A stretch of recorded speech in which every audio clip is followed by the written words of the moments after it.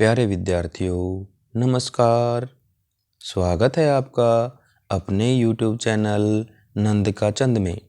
आज आपका अपना चैनल आपके लिए लेकर आया है पठन अभियान का गतिविधि पत्रक, जिसकी क्रम संख्या 44 है और जो आज दिनांक 11/3/2022 के लिए कक्षा 6ठी से 8वीं तक के विद्यार्थियों के लिए राज्य शैक्षिक अनुसंधान एवं प्रशिक्षण परिषद, राष्ट्रीय राजधानी क्षेत्र दिल्ली सरकार के द्वारा भेजा गया है।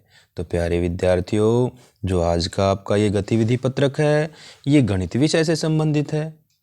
तो सबसे पहले विद्यार्थी अपना नाम लिखते हैं। यहाँ पे अपना नाम लिखेंगे और इधर अपने कक्षा अध्यापक या अध्यापिका का नाम लिख देंगे। तो यह गतिविधि पत्रक है हमारा गणित विषय से। इसका जो शीर्षक दे रखा है वो दे रखा है एक भारत श्रेष्ठ भारत। जिस प्रकार से कल के जो आपके गतिविधि पत्रक में एक भारत श्रेष्ठ भारत में से एक कविता दी गई थी, उसी प्रकार से गणित के गतिविधि पत्रक में भी उसी विषय से संबंधित एक बार ग्राफ दिया गया है। तो आइए देखते हैं गतिविधि पत्रक 44। हमारे देश भारत में विभिन्न भाषाएं बोली जाती हैं। यही विविधता भारत की एक अनूठी विशेषता है। क्या कह रहा है कि हमारे देश में बहुत सारी बोली जाती हैं और इसी के कारण ये जो विशेषता है, हमारे देश की विशेषता है कि हमारे देश में बहुत भाषाएं बोली जाती हैं। भारत के एक छोटे से शहर में विभिन्न भाषाएं बोलने वाले व्यक्ति रहते हैं। कोई भी छोटा शहर है, उसमें कई सारी भाषाएं बोलने वाले व्यक्ति रहते हैं। नीचे दिया गया दंड आलेख क्या होता है? बार ग्राफ, यानी कि ग्राफ बना रखा है। इस शहर में विभिन्न भाषाएं बोलने वाले व्यक्तियों की संख्या को दर्शाता है। कहता है कि जो नीचे बार ग्राफ दे रखा है, दंड आलेख दे रखा है, ये किसी शहर में रहने वाले विभिन्न भाषा बोलने वाले व्यक्तियों की संख्या को दर्शाता है। तो देखिए आपके सामने बार ग्राफ है। अलग अलग भाषा बोलने वाले व्यक्ति, अलग अलग भाषा बोलने वाले व्यक्ति हैं। तो बार ग्राफ में कैसे दर्शाया है? यहाँ पे जीरो दिखाया है, यानी कि यहाँ पे कोई भी जीरो भाषा, यानी कि किसी भाषा को बोलने वाले बिल्कुल नहीं रहते हो तो जीरो है। उसके बाद इसने बार ग्राफ बनाया है 1000 से, यानी कि 1000 व्यक्ति, 2000 व्यक्ति, 3000 व्यक्ति, 4000 व्यक्ति, 5000, 6000, 7000। ठीक है, और यहाँ पे दिया 8000। तो इसने बार ग्राफ कितना बना दिया? 8000 व्यक्तियों का। लेकिन जो बीच में जगह बच गई, जैसे इनके बीच में अंतर है 1000 और 2000 के बीच में कितना अंतर है? यानी कि 1000 का। ठीक है, 1000 का अंतर है, यानी कि यहाँ से जितने लोग थे यहाँ तक आने में 1000 लगे। तो अगर इसके बीच में हमारा बार ग्राफ होगा तो 1000 का आधा कितना होता है? 500। अगर यहाँ पे बार ग्राफ होगा तो भी इसमें 500 जुड़ जाएंगे, यानी कि 1000 और 500 कितने हो जाएंगे? 1500। इसी प्रकार से हमने आगे, अगर हमारा बार ग्राफ पूरा नहीं है, आधे में है, तो उसमें पीछे वाली संख्या पूरी और आगे वाली संख्या आधी जोड़ देंगे। जैसे इधर दे रखा है आपको भाषा। ठीक है, ये भाषा दे रखी है मराठी, पंजाबी, हिंदी, अंग्रेजी, तमिल, उर्दू। इधर दे रखी है व्यक्तियों की संख्या, कितने कितने व्यक्ति मराठी बोलते हैं, कितने पंजाबी बोलते हैं, कितने हिंदी, कितने अंग्रेजी, कितने तमिल और कितने उर्दू बोलते हैं। तो आइए अब देखते हैं गतिविधि पत्रक हमें से क्या प्रश्न पूछता है। कहता है कि दंड आलेख के आधार पर निम्नलिखित प्रश्नों के उत्तर दीजिए। कौन सी भाषा सबसे अधिक बोली जाती है? क्या कहता है भाई? कौन सी भाषा है दंडालेख में जो सबसे अधिक बोली जाती है? देखो, सबसे पहले हम देखते हैं मराठी। मराठी को कितने लोग बोलते हैं? मराठी को 2000 और आधे में गया हुआ है तो यहाँ पे 2500। मराठी को कितने लोग बोलते हैं भाई? 2500। पंजाबी को कितने लोग बोलते हैं? 4000 और 500 4500 लोग बोलते हैं। ठीक है, उसके बाद हिंदी को कितने लोग बोलते हैं? 7000 और 500 7500 बोलते हैं। उसके बाद अंग्रेजी को पूरे 6000 लोग बोलते हैं। तमिल को भी पूरे 2000 लोग बोलते हैं। उसके बाद आता है उर्दू। उर्दू को 3000 और 500 यानी कि 3500 लोग बोलते हैं। तो कह रहा है कि कौन सी भाषा सबसे अधिक बोली जाती है, यानी कि हिंदी। तो बार ग्राफ के आधार पे हमने बताना है, तो हम इसका उत्तर यहाँ पे लिख देंगे। हिंदी भाषा, ठीक है, हिंदी भाषा सबसे अधिक बोली जाती है। ठीक है, बोली जाती है। तो आपने इसका उत्तर लिख देना है अपनी कॉपी में कि हिंदी भाषा सबसे अधिक बोली जाती है। अब आता है उस भाषा का नाम बताइए। प्रश्न नंबर 6, उस भाषा का नाम बताइए जो सबसे कम प्रयोग में लाई जाती है, जो सबसे कम बोली जाती है, वो भाषा बतानी है। तो अब देखिए क्या करेंगे, हम इसको देखते हैं बार ग्राफ को। सबसे कम कौन सी भाषा बोली जा रही है? तमिल भाषा। ठीक है, आपके सामने दिख रही है। तमिल भाषा को केवल 2000 लोग बोलते हैं। तो इसलिए क्या करेंगे, हम इसका उत्तर लिख देंगे तमिल भाषा सबसे कम बोली जाती है। ये लिख देंगे हम यहाँ पे तमिल। इसके उत्तर में क्या लिखेंगे? तमिल भाषा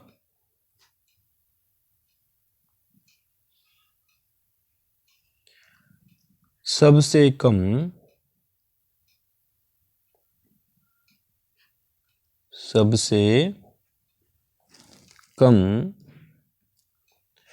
प्रयोग में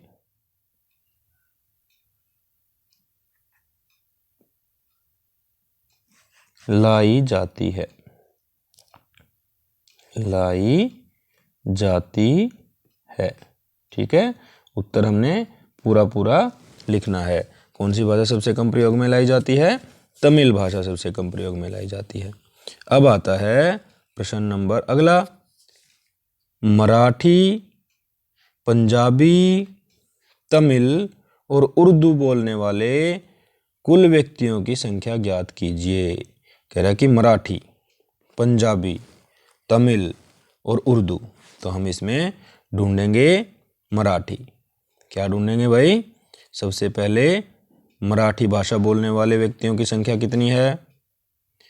मराठी भाषा बोलने वाले व्यक्तियों की संख्या है 2500। ठीक है, कौन कितनी है भाई? मराठी भाषा बोलने वाले व्यक्तियों की संख्या हमने अभी ऊपर देख ली है, कितनी है? 2500 है। तो सबसे पहले लिखेंगे मराठी भाषा बोलने वाले व्यक्तियों की संख्या। ठीक है, 2500, 2500 जमा, फिर है पंजाबी। पंजाबी भाषा बोलने वाले की संख्या दिख रही है हमें यहाँ पे 4500, 4500 जमा, फिर क्या आएगा? जमा के बाद तमिल। तमिल भाषा बोलने वाले व्यक्तियों की संख्या कितनी है? 2000। ठीक है, जमा उर्दू बोलने वाले व्यक्तियों की संख्या कितनी है? 3500। ठीक है, यानी कि इनको सबको हम जोड़ के इनका उत्तर लिख देंगे। सबसे पहले लिखेंगे 2500, एक तरफ अपनी कॉपी में जोड़ लेंगे 4500, फिर 2000 पूरे, कौन बोलते हैं 2000? तमिल भाषा बोलते हैं। फिर 3500 हैं जो उर्दू बोलते हैं। इन सबको हम जोड़ देंगे, 0 की 0, 0 की 0, 5 और 5 10, 10 और 5 15, 15 का 5 का हंसिल लगी 1, 1 और 2 3, 3 और 4 7, 7 और 2 9, 9 और 3 12। तो कितने आ गए पूरे? 12500। ठीक है, या इसका उत्तर केवल आप 12500 लोग मराठी, पंजाबी, तमिल और उर्दू बोलते हैं। ठीक है, ऐसे भी लिख सकते हो और ऐसे भी आप इसका उत्तर दे सकते हो जैसे मैंने किया है। अब आता है प्रश्न घ। घ में क्या कहता है, अंग्रेजी की तुलना में हिंदी बोलने वाले व्यक्ति कितने अधिक हैं, कितने अधिक हैं। तो अंग्रेजी की तुलना में, तो अब देखते हैं अंग्रेजी बोलने वाले व्यक्ति कितने हैं। अंग्रेजी बोलने वाले व्यक्ति कितने हैं भाई, 6000। कितने हैं, 6000। आपको ये दिख रहा है अंग्रेजी के सामने 6000 पर है। और हिंदी बोलने वाले कितने हैं, 7500। तो कह रहा है कि हिंदी बोलने वाले कितने अधिक हैं। तो 7500 में से 6000 हम क्या कर देंगे, घटा देंगे। तो कितना उत्तर आ जाएगा भाई, 1500। 5 के 5, 7 में 6 गया 1, तो 1500 व्यक्ति अधिक हैं जो हिंदी बोलते हैं अंग्रेजी से। तो क्या लिख देंगे हम इसमें अंग्रेजी की तुलना में, ऐसे कैसे लिख देंगे, आपके सामने लिखा हुआ है ऊपर, अंग्रेजी की तुलना में हिंदी बोलने वाले, हिंदी बोलने वाले, बेटा जो बोलने हैं इसमें मेरा पेन थोड़ा सा कम चलता है, इसलिए आपने ब अच्छी तरह से लिखना है। बोलने वाले 1500 व्यक्ति अधिक हैं। 1500 यानी कि 1500 अधिक हैं। ठीक है, व्यक्ति भी बीच में आप लिख सकते हैं, अधिक हैं। इसका उत्तर ये होगा। ठीक है, तो अब कहता है अगला प्रश्न क्या कह रहा है, इस शहर में कुल व्यक्तियों की संख्या क्या है। इनके कुल कितने व्यक्ति हैं, इस शहर में कुल कितने व्यक्ति हैं। अब देखिए सारे व्यक्तियों कैसे करेंगे, सभी भाषाओं को बोलने वाले व्यक्तियों का जोड़ कर देंगे तो हमारे कुल व्यक्ति आ जाएंगे। तो अब देखते हैं इस प्रश्न का उत्तर कि इस शहर में कुल व्यक्ति कितने हैं। तो सबसे पहले मराठी बोलने वाले व्यक्ति 2500, उसके बाद पंजाबी बोलने वाले व्यक्ति 4500, उसके बाद हिंदी बोलने वाले व्यक्ति 7500, उसके बाद अंग्रेजी बोलने वाले व्यक्ति पूरे 6000। ठीक है, तमिल बोलने वाले व्यक्ति पूरे 2000, और ऐसे ही उर्दू बोलने वाले व्यक्ति 3500। अब हम इनका सबका क्या कर देंगे, जोड़ कर देंगे, यानी कि 0 की 0, इस 0 में दहाई के अंक पे भी 0। अब सैकड़े का अंक का जोड़ करते हैं, 5 और 5 10, 10 और 5 15, 15 और 5 20, 20 की 0, हासिल लगी 2, 2 और 2 4, 4 और 4 8, 8 और 7 15, 15 और 6 21, 21 और 2 23, 23 और 3 26।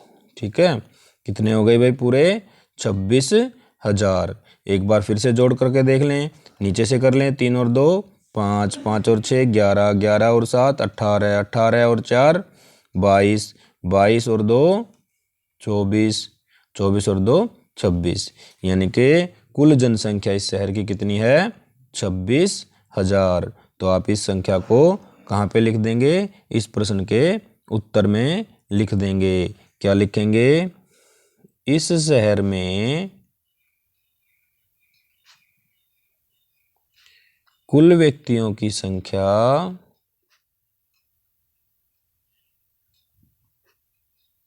कुल व्यक्तियों की संख्या 26,000 है। कितनी है भाई, 26,000 है। ये इसका उत्तर हो जाएगा। अब आता है च भाग। च भाग में क्या कहता है, अपने सहपाठियों से उनकी मातृभाषा के बारे में आंकड़े एकत्र कीजिए। एकत्रित आंकड़ों को दंड आलेख के रूप में भी निरूपित कीजिए। तो इसको क्या कर सकते हैं आप अपनी मातृभाषा के बारे में, यानी कि जो आपकी मातृभाषा है उसके बारे में आपने आंकड़े इकट्ठे करने हैं और उसको आपने दंड आलेख के रूप में दिखाना है अपने कक्षा में। तो उसका ग्राफ भी आप बना सकते हैं, जैसे यहाँ बना रखा है। तो आपकी मातृभाषा क्या है? हिंदी है, अंग्रेजी है, तमिल है, उर्दू है, पंजाबी है, मराठी है, कुछ भी हो सकती है। तो आप अपनी क्लास के छात्रों की संख्या, मान लो आपकी क्लास में कितने छात्र हैं? आपकी क्लास में 60 छात्र हैं, ठीक है। तो आप यहाँ पे लिख देंगे 0, फिर लिख देंगे 10, 20, 30, 40, 50 और 60, ठीक है। उसके बाद आपने क्या करना है कि आपकी क्लास में हिंदी बोलने वाले कितने बच्चे हैं? हिंदी बोलने वाले बच्चे मान लो आपके यहाँ तक हैं, ठीक है, क्योंकि हमने 60 बच्चों तक का आरेख लेना है, तो आगे तो जाना नहीं है। तो हिंदी बोलने वाले 50 और 5 कितने बच्चे हैं भाई? 55 बच्चे हैं, ठीक है। यानी कि 10-10 का गैप है, तो बीच में कितना आएगा? 5। 1000 का था तो बीच में 500 आ रहा था। तो अब तो हिंदी बोलने वाले बच्चे कितने हो गए हमारे?